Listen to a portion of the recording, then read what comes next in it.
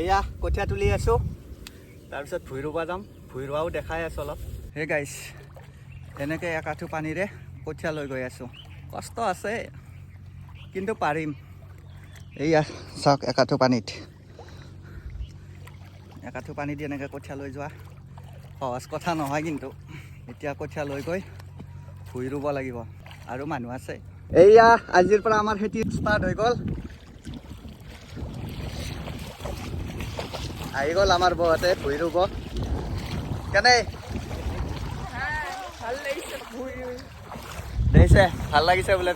গাইছ, আপোনালোকে ভাবে কিজানি মই অকল ৰিলছ বনাই ঘূৰি ফুৰো বুলি। আজিয়ে চাওক, খেতি পথাৰত খেতি ভুই ৰুব আহিছোঁ। চব কামে কৰিব জানো।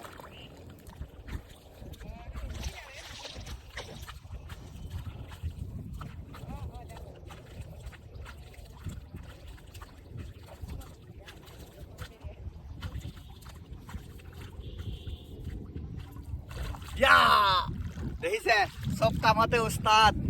আৰু আমাৰ লগত ভুই ৰুই আছে এই অকল। দে কোনে কিমান স্পীডত ৰুব পাৰা চাওক দে।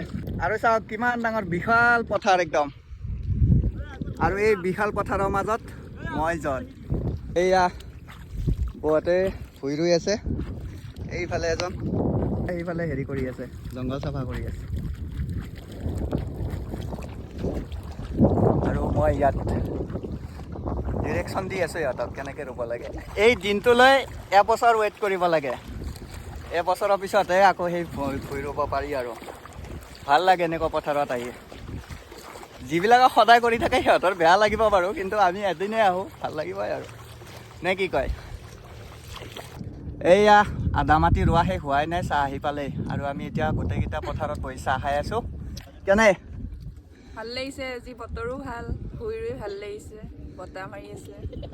এইয়া আমি গোটেইকেইটা বহি চাহ খাই আছোঁ। ই আৰু মই এক সময়ত হাঁহো পুৰি খাইছিলোঁ পথাৰৰ মাজত, হয়নে? মনত আছেনে নাই?